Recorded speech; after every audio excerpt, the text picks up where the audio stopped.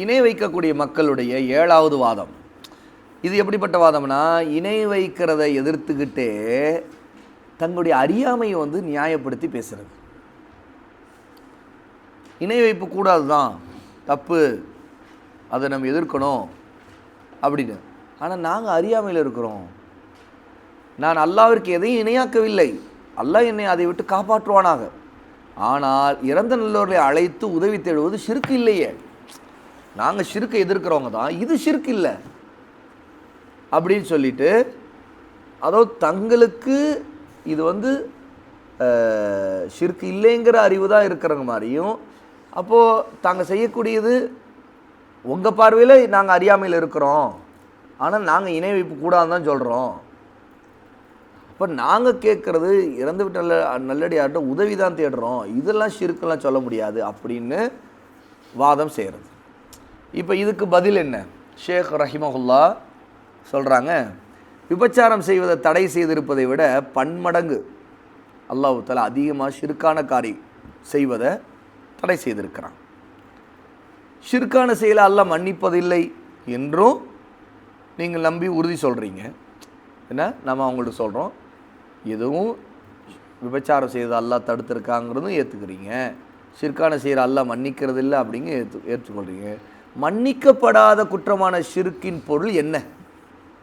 அவ்வளோ பெரிய பாவம் அந்த ஷிர்க், மன்னிக்கவே படாது, விபச்சாரத்தை விட மோசமான பாவம் அப்படின்னு ஒன்று சொல்கிறீங்கல்ல, சரி அது என்ன? அது ஷிர்க்குன்னு ஒன்று சொல்கிறீங்களா, அது அந்த ஷிர்க் என்ன?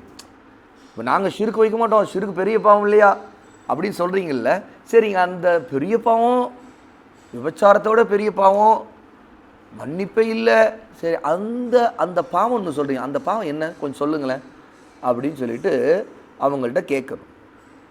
அதன் வகைகள் என்ன அப்படின்னு அவங்கள்ட்ட கேட்கணும். இப்படி கேட்டால் தெரியாது என்று சொல்கிறீங்க.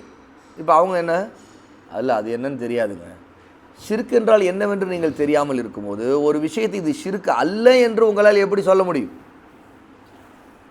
அடுத்த கேள்வி அவங்கள்ட்ட தான் வைக்கும். இப்போ சரி, அந்த பெரிய மன்னிக்கப்படாத பாவம் என்ன, அது என்ன தெரியலைங்க, அது தெரிஞ்சிருக்குன்னு சொன்னால் அவங்க பாயிண்டில் என்ன சொல்ல முடியும்? சிலை வணங்குறதா ஷிர்க்கு அப்படிம்பாங்க. அதுக்கு முதல்ல பதிலை பார்த்துட்டோம். சிலை வணங்கிகள் நல்லடியார்களே வணங்கினாங்க, ஆனால் அந்த வழிபாட்டு நோக்கங்கள் எல்லாமே ஒன்று தான். நோக்கங்கிறது வித்தியாசம் இல்லை.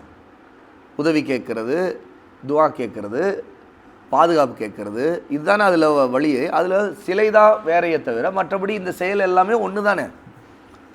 அப்போ அந்த சிலைக்கு செய்கிறது தான் இங்கேயும் அவுலியாக்களுக்கு அல்லது மலக்குகளுக்கு நபிமார்களுக்கு இணை வைக்கிறவங்க செய்கிறாங்க. அப்போது ஷிர்க்குங்கிறது எதுங்கிறது எனக்கு தெரியலன்னு பதில் சொன்னாங்கன்னா, சரி, அந்த தெரியாத ஒன்று உங்களுக்கு இருக்கிற நிலையில் நீங்கள் எப்படி இது ஷிர்க் இல்லைன்னு சொல்ல வந்தீங்க? இது ஷிர்க்கில், அப்போ தெரிஞ்ச ஷிர்க் என்ன? உங்களுக்கு தெரிஞ்ச ஷிர்க்கு என்னன்னு கேட்கணும். சிலை தான் ஷிர்க்குன்னா அப்போ அதுக்கு பதில் சொல்லணும், அதை தெளிப்பட. அதுதான் முதல் பதிலே. அந்த வாதத்தை நீங்கள் சிலை வணக்கத்துக்காரவங்களுக்கு அல்லாஹ் இறக்கி கண்டிச்சிருக்கிற ஆயத்துகளில் ஷிர்க்குன்னு கண்டித்து காஃபிர்கள்னு கண்டிச்சிருக்கிற ஆயத்தெல்லாம் எங்கள் மேலே சொல்கிறீங்க, அந்த ஆயத்துக்கு எங்களுக்கு பொருந்துன்னு சொல்கிறீங்க, அது அடங்காது, பொருந்தாது அப்படிங்கிற வாதத்துக்கு அங்கே பதிலை பார்த்துட்டோம். அப்போ என்ன பதில் சொன்னாலும் அவங்க இங்கே சிக்கிறாங்க. ஷிர்கின் பொருளை நீங்கள் தெரிந்தால் அல்லவா ஒரு செயலை இது ஷிர்க் என்றும் ஷிர்க் அல்ல என்றும் உங்களால் தீர்ப்பு வழங்க முடியும். ஷிர்க்குனா என்ன சொல்ல வரீங்கன்னு சொல்லுங்கள் அப்படின்னு அவங்கள கேட்கணும். அல்லாஹ் ஒரு செயலை விலக்கி அதை செய்யக்கூடியவனுக்கு மன்னிப்பே இல்லை என சொல்லி இருக்கும்போது அது என்னவென்று நீங்கள் தெரிந்து கொள்ளாமலும் தெரிந்தவரிடம் அது பற்றி கேட்காமலும் இருப்பது சரியா? அல்லாஹ் ஒன்றை உங்கள் மீது தடை செய்துவிட்டு அதை உங்களுக்கு விளக்கமாக தெளிவுபடுத்தவில்லை என நீங்கள் நினைத்து கொண்டிருக்கிறீர்களா?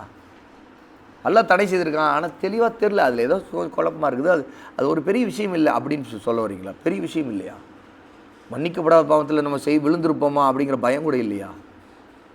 அல்லது அல்லாஹ்வை தெளிவுபடுத்தலை, இது ஒரு சும்மா கருத்து வேறுபாடு விஷயம். இது சாதாரணமாக மக்கள்கிட்ட அது சில கருத்து வேறுபாடு, தீனில் எல்லாத்துலேயும் சில மக்கள் கருத்து வேறுபாடு தான் இருக்கிறாங்க. அந்த மாதிரி இது ஷிர்க்கு இல்லை, ஒருத்தர் ஷிர்க்குங்கிற ஒருத்தர் ஷிர்க்கு இல்லை, அந்த மாதிரி நிலையில தான் மார்க்கத்திலேயே இது இருக்குது அப்படிங்கிற விஷயமா இது